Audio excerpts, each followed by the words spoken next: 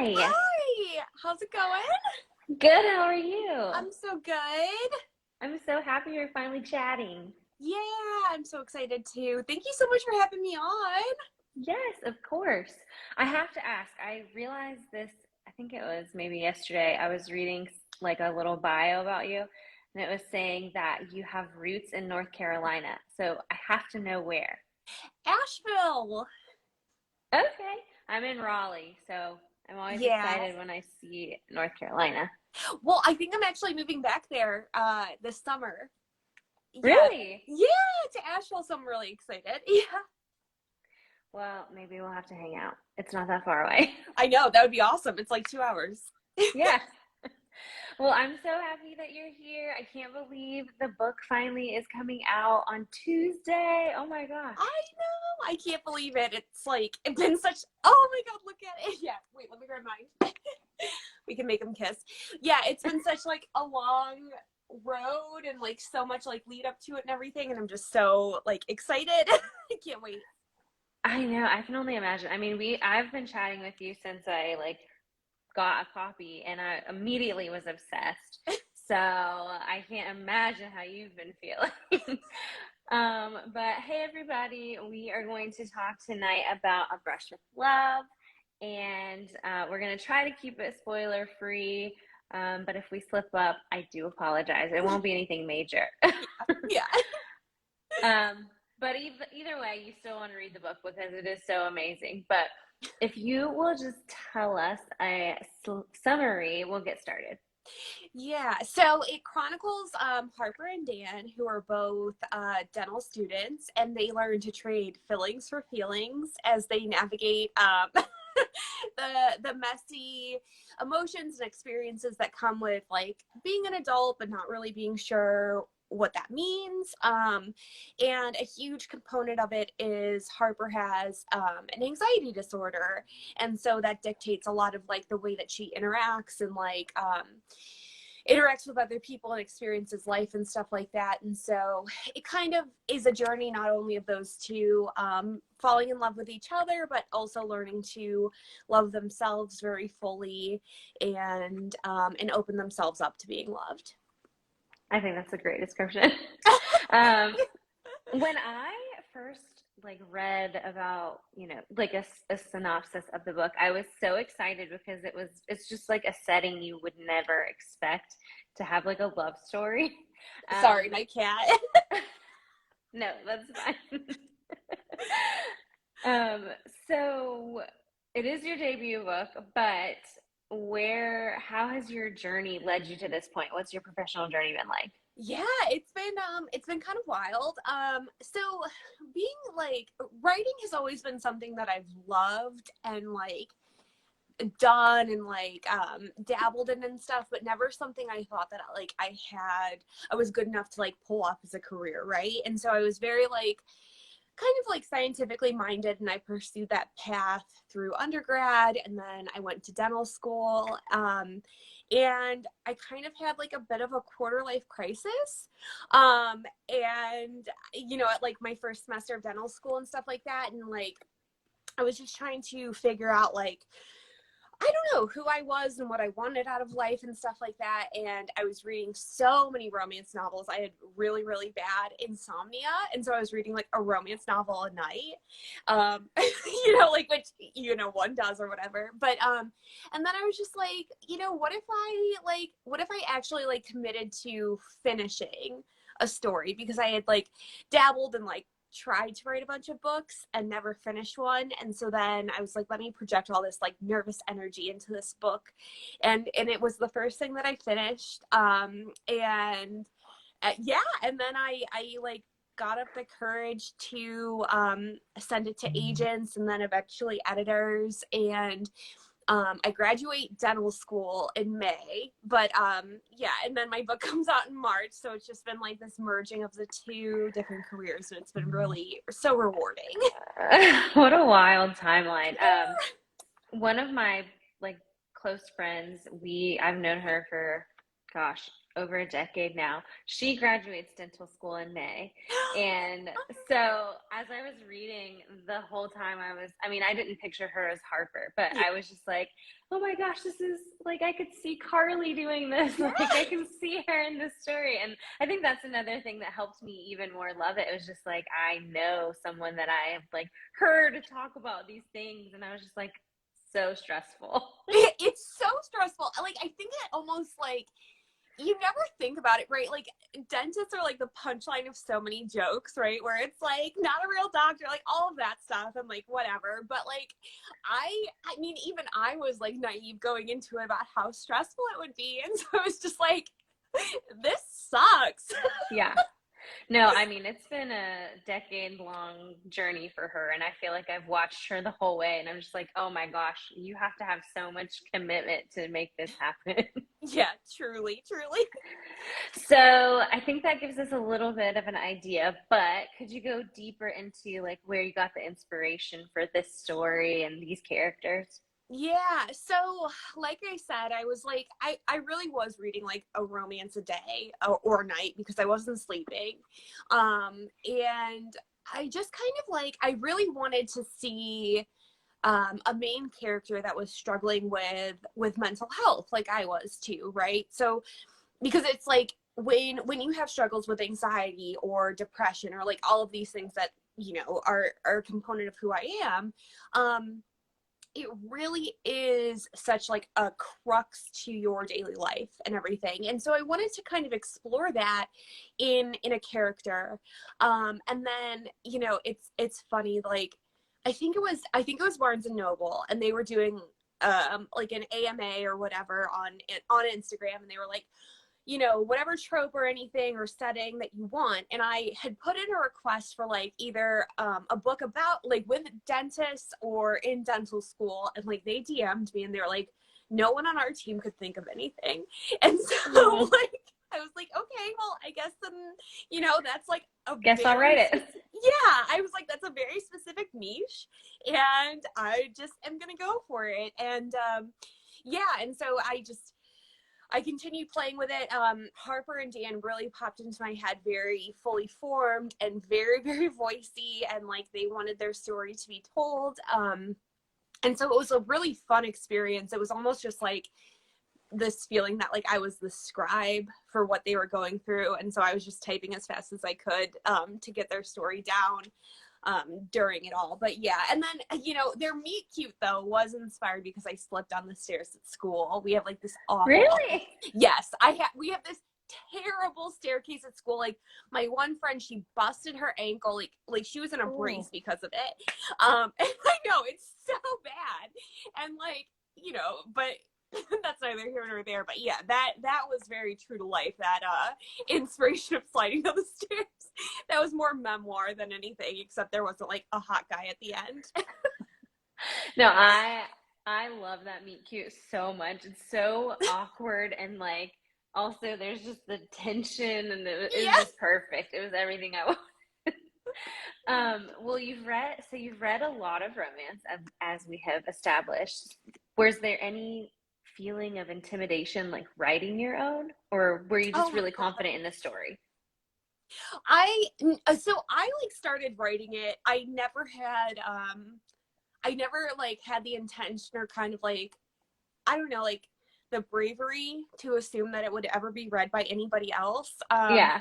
It was which in a lot of ways I'm so grateful for, because it was like the first thing that I undertook that was just like solely for the fun of doing it, Yeah. so like, every page, every chapter was just like, it was fun, and it was written with the idea that like I would be the only one reading it. And then they just kept, like Harper and Dan, they just kept speaking to me and pushing me. And then I was like, I fell so in love with their story and their journey. And I do feel like almost like a separate entity from it, like I don't, Yeah. it feels very theirs. And so I decided to pursue it. But yeah, I mean, I was so intimidated writing a romance. Like it's a scary thing, and like it's very vulnerable to kind of pour your heart onto a piece of paper and then like hope that other people resonate with it. Right. I love how much you clearly love the story though, because I feel like so often, like, this isn't a dig at any author or anything, but a lot of times there's just this kind of subdued excitement. And I love to see how excited you are for this because I love it. It's so amazing. Um, I know you said that the book kind of came to you fully formed, but were there a lot of changes from conception to final edits and what we get, on the physical copy? Yeah, I would say so. So I think like the personalities of Harper and Dan and their friend group came really fully formed, but like their story and like their journey was kind of slow to unravel. And actually, when I first went on submission, so like the way the process works is like you submit it to agents, right? And then an agent has to decide to rep you. And then from there, you do edits. And then that agent takes the edited version to publishers. And I went on, and that's called submission. And I went on submission February 15th, 2020. So 2 weeks before like the Whoa. world shut down, right? Like, Yeah. I mean, Yikes. wild. And I was like, it was so stressful. And there were like a lot of rejections on the story in that form of it and stuff, which I totally, like, in retrospect, understand and appreciate that feedback. And my now editor came back to us with what's called a revise and resubmit, where she basically said like she liked the voice of it, but where it stood now, it wasn't quite the right fit, but she gave feedback. And so I rewrote the entire ending. So like the last 100 pages were totally different from what I originally, yeah. And like, so I knew that there would be like a conflict, and obviously there's that third act breakup and stuff, but the whole process was like totally changed for them. And then there was a lot of stuff that I added up at the front, but yeah, so it really went through kind of an undertaking, like in the midst of the pandemic, like the start of the pandemic too. So that was like pretty wild to do. I mean, hopefully it gave you something to focus on other than the terrible things happening. It really, really did. Like almost it was the best distraction because I was like, okay, the world has gone to shit. Like let me, oh, sorry, can I swear? I was like, let me You're just fine. let me just like dive back into this fictional world and make it even better. And yeah, I really am so glad with like I originally had a much like softer and subtler ending, and I kind of love there's like a big romantic mega bus gesture, and so I'm really happy that that made it in there and stuff like that. I think it's so perfect. I mean, I think that you could have done that other ending and it would have been great, but this one, I feel like it just vibes so much with the personalities of everyone involved. Honestly, like Lizzie tripping when she's like running through New York in those giant heels, like I cackled writing that. Like I felt like that was when, because a lot of that whole interaction, so Lizzie is like the heroine to the second book, but a lot of like the interactions that Harper and Lizzie had, who are really good friends, wasn't there originally. And so I'm like so grateful for the push towards the change, because I think it like grew them both so much. I love to. I can't remember the exact line, but when she basically is like being a martyr, she's like, "Go on, Rebecca, you gotta go, you gotta go." And I was just like, "This is amazing." I see her like crawling through the I know, street, like, just like I loved dragging it. herself. And then she's like, "But not you. You're staying with me. You're taking care of me. Come back." I loved it so much. um, so I know we've talked already about how you've kind of pulled from personal experience, but did you have to do any other sort of research for this story? Yeah, well, I mean, it's funny because, like, so when I wrote this, I was still a first year dental student. So there was still so much that I didn't know. Harper's in her fourth and final year, and, like, you know, she's ready to go on to private practice and stuff. And it was so funny because, like, there were a lot of scenes where it really corresponded to, like, what I was learning in lecture that like really worked out perfectly. Like there's this whole like smutty study room scene, and I Yes. where she's like talking him through like the facial musculature and stuff like that. And I wrote that when I was going through that course because I was like, I Nice. mean, like, I reread that and I'm like, oh my God, like, I really don't even remember half of these muscles and stuff. I could have really screwed this up. Yeah, I was like, thank God that happened when it did, because like I wouldn't have remembered like the origin of these muscles and stuff. Yeah, but otherwise, no, I didn't take like too much research, and I think I leaned in. Like anything I didn't know, I really enjoyed leaning into the concept of fiction and just being like, Yeah, I can make it up. exactly. Well, I'm absolutely obsessed, like super obsessed with Dan and Harper. But and like the other relational dynamics. But one thing that I really, really loved a lot was the strong female friendships, and we touched on that. But did you know, like, just from the very, very beginning, that was going to be a key part of it, and why did you decide to include that? I think in a lot of ways, the friendships that like were that are shown through their book were the friendships that I like kind of wished I had at the time. Yeah. So as somebody with, so I keep like talking about like all these like mental illnesses that I have, but I'm also ADHD and autistic. So like connecting with people can be really, really difficult for me. And I think I experienced that really heavily my first 2 years of dental school. And so in writing this book, it almost was this escape to see this friendship and this friend group that I wished I had at the time. Yeah. And I feel very, very lucky and very blessed because I kind of have really found my people in dental school and stuff like that. But the friend group of Harper, Indira, Tu, and Lizzie was kind of like almost like this fantasy of like the friend group that I wished I had had at the time. And yeah, I just wanted to really show people supporting each other and loving each other and like giving hard truths, but also being like soft spots to land as you kind of like grapple with that idea. I did. I love that part a lot. How it was a very well-rounded relational dynamic with like, here's just the truth of the matter. I love you, but Yeah. this is what I'm going to call you out on. And I thought Yeah. that was really special. You did a great job illustrating Oh, that. thank you. Yeah, we all need those, like, we all need no people in our lives, right? Like, yes, people are great, but we need the people that are like, no, you're messing Right. this up right now. Yeah. Stop doing this. Stop it. Did you have a favorite scene to write? Oh gosh, looking back, like so many were really, really fun to write.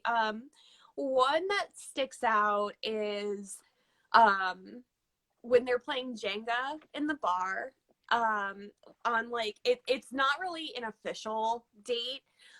It was like a coincidence that they ended up there together, but they get to know each other like very intimately, like playing Jenga and like going through this process. And that was so fun to write, like these two people that in so many ways are very closed off to others and like afraid to show vulnerability, and they opened up through that. So that was like a blast. And then the other scene that always sticks out to me is when Dan's making Harper pancakes, and like Yeah. which I just thought, like, I don't know, it just felt really like cozy and domestic. And that was one of the scenes, like that was one of the only scenes that I wrote that like didn't require much editing or tweaking afterwards. Like that one just came like very fresh and like very them and stuff. And it was just yeah, that one felt like a very special moment to write between them. And yeah, so that was fun. Aw. I've, we've been talking about it throughout this time together, but what was it like? We've talked about the anxiety part. So what was it like writing about this? But also, there is a heavy theme of grief in this story for both Dan and Harper. Mhm. So what was it like writing those so like, head on? And did Yeah. it create anxiety within you to have to figure out how people were going to kind of receive that? It did in a lot of ways. It felt very important to me to, I'm trying to think like how to phrase this. Basically, my experiences with anxiety. So to get like very deeply personal, I was like diagnosed with a general anxiety disorder when I was 12, right? So like very young. And it's something that I've like that's a very fundamental component of who I am. And so I've dealt with medications and therapies and things like that. And in so many ways, like I don't look at it as like this burden or this like, you know, this awful thing that I'm going through, but just like a very fundamental component of me. And I Right. kind of wanted to represent that in Harper. And so I wanted to show like the how you live with it and how you kind of like get comfortable with this sense of anxiety. But I also wanted to make it relatable to people that haven't dealt with that. And so that Yeah. required like a lot of digging into like honestly just like physiological responses when I felt really anxious. And so it was like, okay, like, you know, when I'm having an anxiety attack or a panic attack, like what is my body feeling? Like what are the palpable emotions and stuff? And so yeah, I wanted to put that on page, and it wasn't easy by any means. And it felt like very, very vulnerable and exposing. Yeah. Um, but I feel very happy and like proud to have, you know, kind of tapped into those feelings to pay or to do justice to what it's like to live with that. Yeah. Um, yeah, and so sorry, that was like a really long-winded answer for that. No, I appreciate it. Yeah, but like yeah, that was a big like thing that I wanted to do and pay homage to and kind of honor that experience. Um, I think you had a second part to your question that I totally forgot. Oh, I'm so sorry. it was the grief portion of it Oh, too. okay. You know, so like grief, I think is a very interesting thing. And like, I think I think we can experience grief without the experience of like losing a loved one, right? Like we can have grief over moving or over like saying goodbye to friendships or things like that. And I think I was like experiencing a lot of grief in my life and like wasn't fully processing it you know, like as I should. Like I had said goodbye to my grandfather May of that year, and then I'd also made a huge move across the country, right? So like that's a lot of like goodbyes and stuff. And Yeah. so, you know, I just wanted to look at like how grief kind of warps our perception of like what we owe other people, and also you know, how we kind of like manipulate ourselves into thinking we're doing something like almost post-mortem to honor somebody. But yeah, so sorry, that was like such a long answer, but No. No, I appreciate it. Well, I'm not trying to like pivot yeah, completely here, but I let's do thought it. Let's pivot. that I love the tension and just the chemistry between Dan and Harper so much. But one of the things I love about him is just his like unashamed adoration for her. Like he quickly is just like obsessed with her, Yeah, and like in the like best way yeah. possible, which I think is so refreshing, and I loved it. But what do you think was the most challenging part about like writing these two characters who are so seemingly different in that like that specific area of life? I think it was, you know, it was like a fun exercise in defying like the concept of an alpha male, or Mm-hmm. you know, somebody that like which is huge in romance. And I like I love reading stories about alpha males and stuff like that. I just don't know how to write them. Like it's very, you know, opposite to how I like what I know and like what I want for my characters in a lot of ways. And so yeah, they are very, very different. Like I definitely view Harper as like an alpha heroine, which was so fun to write and kind of like, you Yeah. know, shift that dynamic and stuff. But more than anything, like, I don't know, Dan just came out as like a massive simp. Like, he was just like, he's so gone for her, and I couldn't stop him. I was like, they were like, he needs to have more of a flaw, or like he needs to be like less into her and stuff. And I was like, okay, his flaws are he likes Tobey Maguire as Spider-Man, and he works in finance. Like, those are like his big, you know, because I was just like, we don't need more flawed male characters in the No. world. There's enough of them as there is. No, and I appreciated that so much. I think it just makes it that much more enjoyable. I adore Dan. I love him so much. I know. He was like, oh my gosh, he's just such like, I have like mushy gushy feelings for him, and I just, yeah, he's a good one. So obviously this is a love story. It's in the title, but it's also individual stories too. So we do get a lot of Dan's story, and then of course Harper is the main character. One of the things that she encounters, especially in like, as she's pursuing her profession, is like sexism in dentistry. And so I was really interested, you know, unfortunately, that's not something that's surprising, but I was interested to know if that's something that you've encountered. Yeah, I mean, maybe I'm like very naive, but I was so caught off guard by the amount of like sexism and misogyny that I kind of experienced in dental school.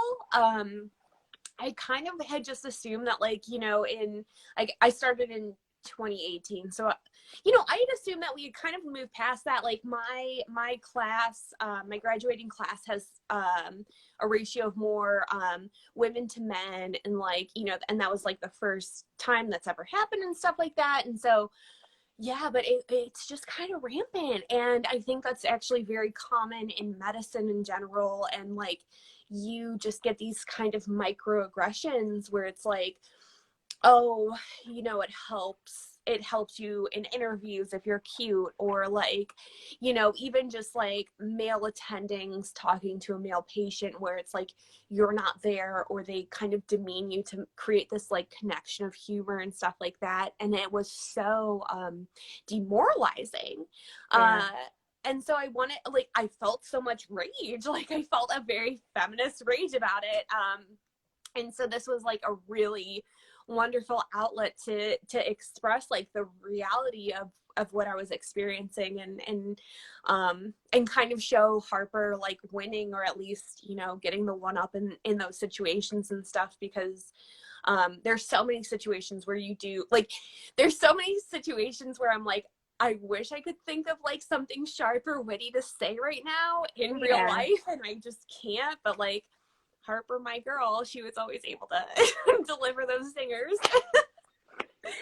Well, and I think that, I mean, her mentor of sorts, I guess that's what she is her Yeah, mentor. I love how, she didn't come in and rescue her, but she definitely came in and was just like, no, I'm on Harper's side here. yeah. We're not gonna tolerate this. And I just was like, yes, I I'm know. vibing with this. I love Dr. Red. Like, she might have been my favorite character. Like, I was like, Really? yeah, she was so she was kind of like, you know, as the friend group was, you know, in a lot of ways like the friend group I wish I had had, but she was the mentor that I wish, like, you know, or somebody that has like this safety net around you where they support you and stuff like that. And like, she was Yeah. really, really just like, oh my God, I felt so good writing her scenes. She's such a badass too. She's Like, such a so badass. subtle about it, but it's just there. Yeah, she's a boss ass bitch, and I really respect her for it. If you were able, I don't know, I always ask this question because I love fan casting. Yeah. So if you got to like see this on screen, do you have an idea who you would cast? Okay. So there's this, like, I've seen this picture of Dakota Johnson. She has bangs and she has like short black hair. Mm. And when I saw that, I was like, okay, that's exactly how I pictured Harper. And she kind of has that vibe too, where it's almost like this, it's like a very subtle strength about her, right? Where it's like, she's a badass too, but like in a quiet way. And I love that about her. So that might be like, you know, my big like celebrity dream for that one. For Dan, I would say, okay, there's like this Turkish actor, and he's like in a lot of Turkish soap operas. His name is Serkan. I don't even know his last name, but like he's like the spitting image of what I pictured Dan to look like. So that would Really? be, Okay. yeah, that would be so fun. And then in just like a very random way, Shawn Mendes has great hair and Dan has great hair, and so I'm just kind of like, that would be a great fit too. We're just gonna cast you for the hair, please. Honestly, yeah, if we could just CGI like Shawn Mendes' hair, that's all that matters. Oh my god, that'd be hilarious. Just a floating wig throughout all the scenes. Well, we touched on it a little bit at the top of the call. I don't know. Our meeting. But what has working with a publisher been like? And like the creative process, have you had any say in like, this awesome cover or the marketing or anything like that? Okay, first of all, isn't that cover amazing? It's I'm like, so good. I know, it's so cute. Like, so Carrie Resnick is the designer of the cover at St. Martin's, and she and I have just like talked over and over again about the toothpaste font because it's so fun. Yeah, I mean, I just like, so it's so funny because for these like cover emails, I send just pages of like info dumping where I'm like, I send like, instead of just sending a link to like my Pinterest board for the book, I send just like screenshot after screenshot of like, all these pictures and stuff. And I'm like, this vibe, but with a little like darker, or this vibe with like a little more purple and stuff like that. And so they put up with me, which is, in and of itself, so wonderful. But working, I cannot speak highly enough of like my experience with my publisher. They have been so supportive and so like energetic about this story, which has just made me feel very like energetic and like validated about it and stuff. Yeah, and like I'm to the point where I feel so like comfortable working with them that my emails are just like me screaming in all caps and then like attaching gifs and stuff like that. So, like all professionalism out the window. And like, I'm obviously not like a visual artist and things like that. So I'm thankful that people can like take my, tangled ideas of a cover and like actually create something too. And so, yeah, it's been so great. And I'm very, very grateful. You saying your emails are just like all caps lock screaming now made me think like it was so, I don't even know what it was we were talking about, but it was so funny when I think I messaged you at one point. I was like, ah, and you like reciprocated, and I was like, okay, we're just meant to be friends. Yes, absolutely. Like honestly, just all caps messages, just like, thumbing the entire keyboard. Like that's the vibe, and that's what we're going with. Well, the other thing that has led me to be like, I know that we would just like be the best of friends is you have some solid pop culture references in this book, and they made me so happy. And obviously, I think the most notorious one is 007. We've got Daniel Craig. And Yes. I have to know, did you hesitate at all before committing to that decision? Well, okay. Oh, so this is like wild. So that whole like interaction had popped into my head where Harper's being like super fucking awkward. And I had like originally had it where his name was Dan Patrick and she made a NASCAR reference to Danica Patrick. And I was like, okay. To me, like that was so funny. I don't think that it was like funny to anybody else.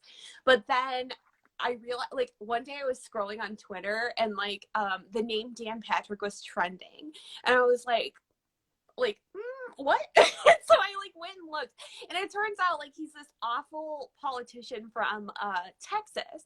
I know. And so no. I sent the most panicked email to my editor. I was like, we have to change his name right now. Send like all caps, exclamation point. And so then I was like, but I need this to be awkward. I need this to be funny. And then I was like, you know what? Let's just go for it. Like, let's take the best James Bond. To me, Daniel Craig is the best James Bond. My grandma and I like actually get into arguments about this, but I won't get into that now. But like, yeah, it was like, you know what? Let's just go for it. Like, let's make it as cringy as possible. And they let me. And I was like, this is the best. I love it.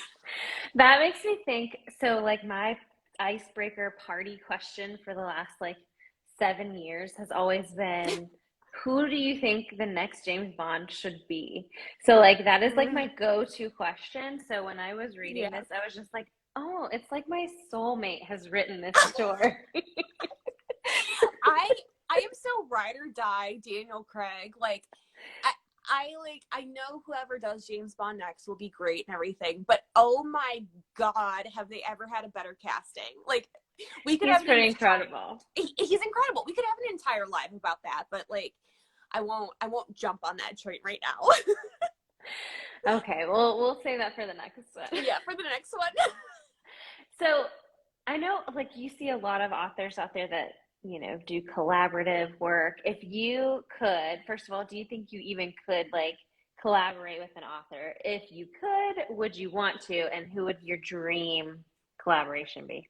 I love this because Chloe Lisa and Chloe Lisa wrote like the Bergman series, and she's an incredible, so far she's been an indie author, and then she has a book coming out in November with Berkeley.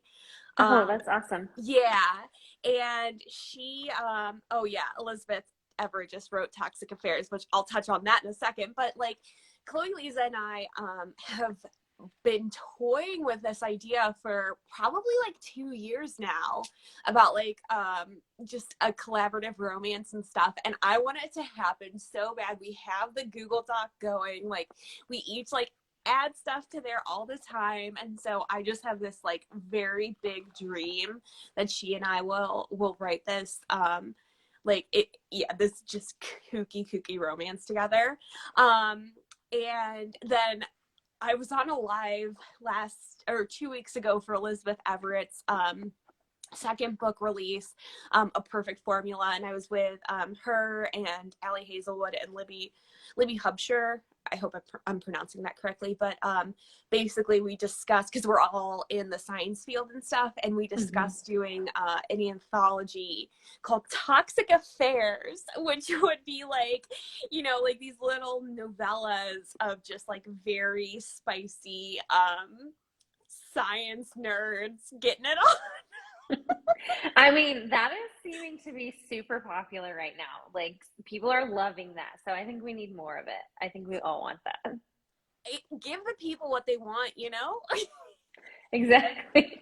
Well, talking about this made me think of a question I meant to ask earlier and I forgot, which was, first of all, the statement is I absolutely like die for dual POVs in like books.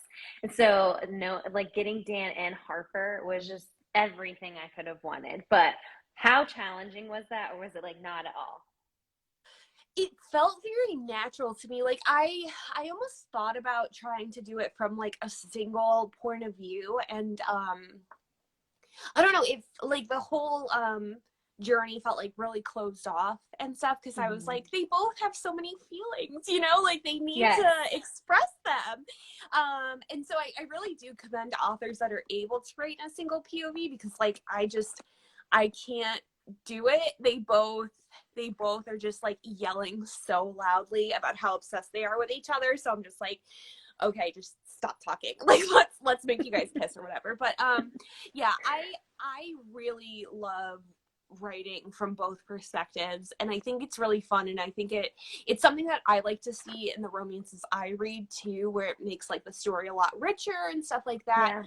Yeah. um and I do think like there's a huge, I think single point of view can really make like can add tension to a story too. Like you see that in the Hating Game, right, and everything, where there's like all this tension about like what is Josh feeling and stuff. But yeah, Yeah. these boys, they just have all these feelings that they're waiting to talk about. Yes. No, getting the feelings from both is just, it's so magical. It makes, I like literally felt like I was just feel like we have a shared heart. I'm feeling everything you're feeling. So it was perfection. Thank you. Yeah. And I thought like too with like Harper's, struggles with anxiety and stuff too, like part of it was, I wanted to show her journey of like struggling with it, but I also wanted to show the perspective of like a supportive partner and somebody that like loves her really well through that and stuff. And so, yeah, it just felt really rewarding to write both of their views.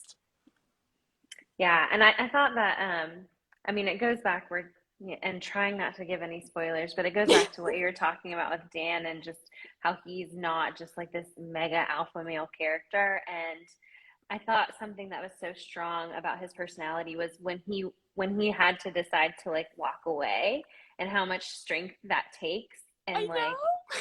humility and just doing it. And I was like, yes, I I know, need I all of know. I was it. so proud of him too. I was like, this is like I was sobbing writing that scene, and it's like the dark moment and everything, but like he needed to finally do something for himself too. And you're right, it did take like a lot of humility and just like a lot of self-understanding. Like these two really had to learn a lot about themselves to figure out their happy ending together.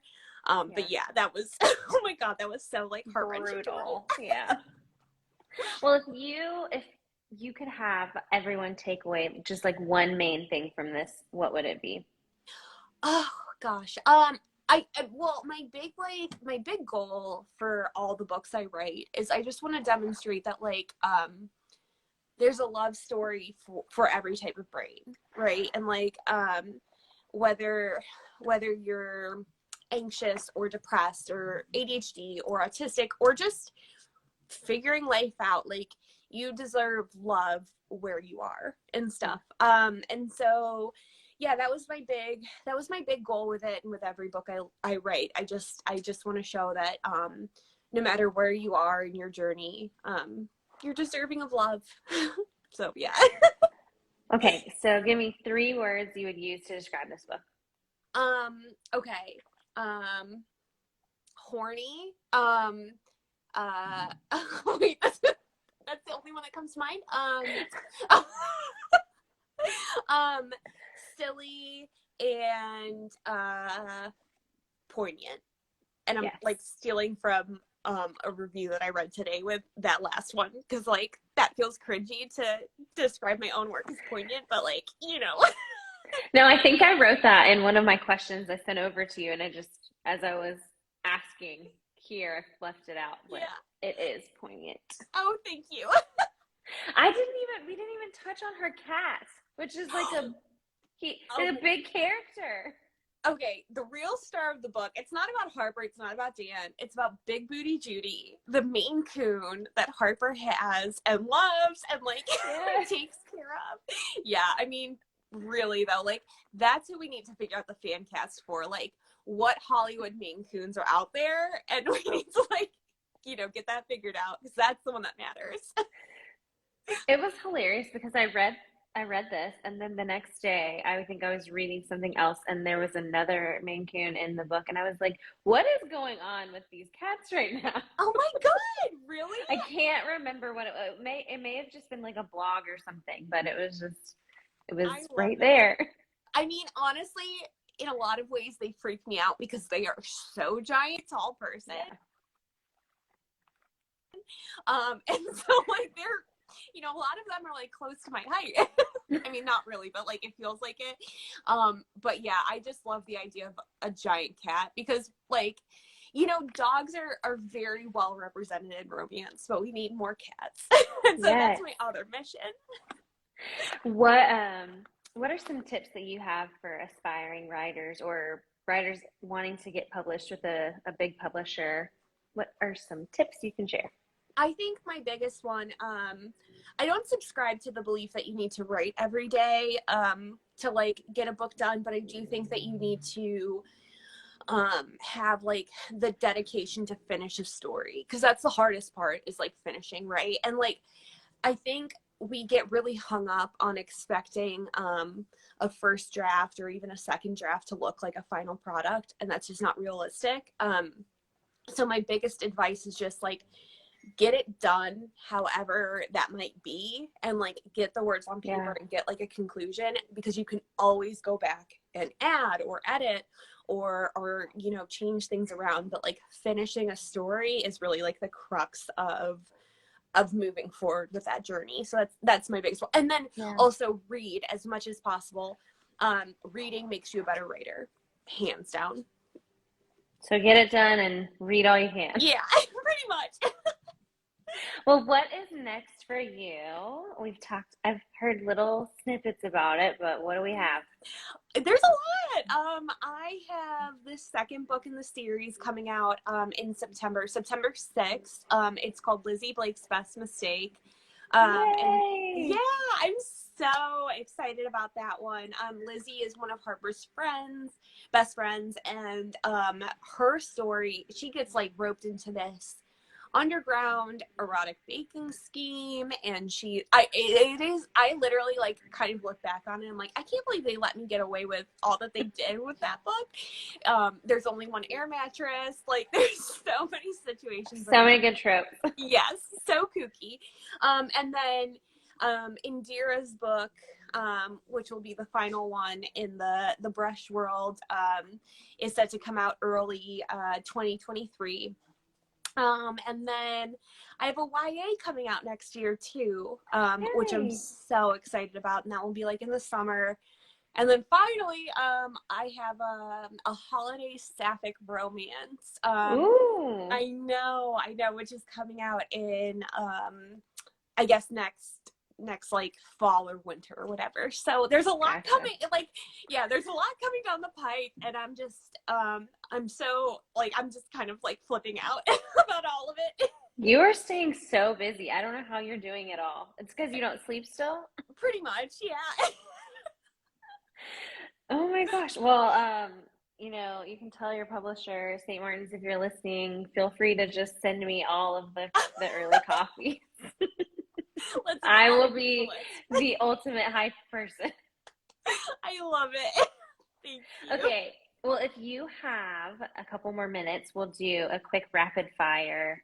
I'm ready. I'm so bad at these, but I'm ready. Okay. I hope you like this one. So, in A Brush with Love, Dan and Harper get in an argument about who is the best Spider-Man. So, you tell me, who is the best Spider-Man? Andrew Garfield. Like, it is not a question. My boyfriend yelled down from downstairs that I'm wrong, but he's wrong. And like, I'm sorry, but it's not a question.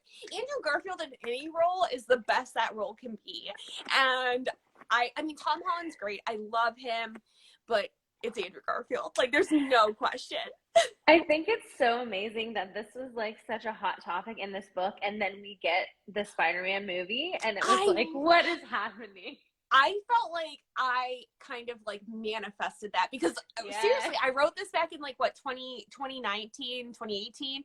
And I was like, I was still feeling all the feel. No, Susan Lee, you're wrong. But no, like Andrew Garfield, like I was changed by that movie with him as Spider-Man. And so it just stuck with me for my entire life. Well, yeah, I think that will always be a hot topic, even though it shouldn't be. Okay, what are you reading right now?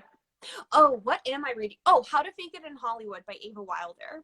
I think it comes out in May, and it is a fake dating, like celebrity, just tropey goodness book. I am obsessed with it. It's so good. It's so funny. But it also like touches on some really serious topics too, and I'm just having like, oh my god, it's just I keep like just squealing into my pillow the entire time I'm reading it. I want to read that. You should. I think you would really like it. It's really good. You can just send me your copy. Okay, perfect. Okay, who is your first celebrity crush? Oh, well, Andrew Garfield immediately popped into my head, but there's no way that's correct. Okay, you know, like Die Hard, like almost obsessive method is Jonathan Bailey. Like I first saw his butt in the summer of 2013. Yeah, he was on Broadchurch.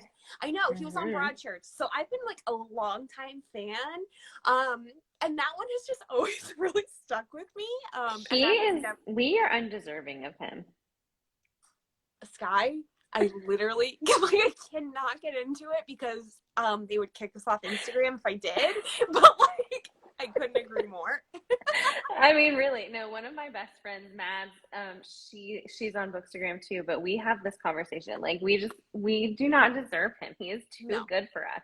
he is too good. He is too pure for this world. I adore everything about him. And like the amount of people, like the amount of people that I've had to like, just walk through their journey, as being obsessed with him and stuff. Like, I'm very honored, but I'm also like very territorial where I'm like, okay, this is fine, but I've been ride or die since 2013. So, don't come for me. Yeah, gatekeeper status is approved. Okay, so last one is recommend 3 books that are not your own. Oh my God. Oh my God. Just 3. Okay, wait, let me look at my shelves really fast. Okay. You know what? This one is like totally unrelated. The Grace Year. I think Okay. this is like one of the best YAs I've ever read. It is like a very unique look at it's a dystopian novel. It's a really unique look at like internalized misogyny. It is so amazing. I reread it at least once a year. Like truly just so good. Let's grab The Perfect Equation by Elizabeth Everett. This one just came out. I think this whole series is I've been seeing fabulous. that. It's so good, dude. Like, so it's Victorian era, which adds like a unique twist to the historical element. Um, Fiercely feminist, like super sexy. I cannot speak highly enough about this one. And then, honestly, take a hint, Danny Brown. Hold on, I'm grabbing it. Like, you can see the amount of tabs that I have in this one. One of my all-time favorite books just like ever written. I think the whole Brown Sisters trilogy is so fab. But this one holds such a special place in my heart. So yeah, those are my 3. Well, I haven't read any of those, so Oh my God, dude, you have to. You're going to love I them. know, They're now like I right have up your to. alley, I feel like. I love tabbing too. I don't know if you can see them. I'm like weird about my tabs. I make them really flush, Yeah, look at that. I but I love love that. them. That's very sleek. Have you read Bad Luck Bridesmaid? I think it's from same publisher as you, so St. It is. Martin's. You know what? I have a copy. I have just been like in revisions hell for the past couple months, so I haven't read it yet, but I am so hyped for that one too because first of all, that cover is so fun. And then Right? I've just heard amazing things about it and how it's like just very like subversive on tropes and stuff. And so yeah, that one's like high on my list. Well, and much like I have with you, I've like latched on to Allison and been like, I'm obsessed with this book, and now I'm obsessed with you, and so let's be friends for the end of time. But I think that you would really like that one a lot. Oh, I have no doubt. Yeah, that's pretty high on my list. Well, that's all that I have. I mean, we've taken an hour, which it's flown by for me. I hope it Me has too. been fun for you too. But you have an open invitation back whenever the rest of your books come out. I'd be honored to have you. And then for everyone watching, be sure to pick up A Brush with Love. It publishes next Tuesday. It's a big freaking deal. It's amazing. You will love Dan and Harper. And if you don't love them, don't ever talk to me again. No, I'm just kidding. No, but seriously, thank you so much for being here. And I'm just really excited for you. I hope that publication day is magical. Thank you. I'm so excited too. And thank you for having me. This was such a blast. And I just love talking to you. So yeah, anytime. Well, I'm sure we'll just DM all the time. So no problem. It's not Pretty goodbye. much. All right, everyone. See you later. Thank you. Bye.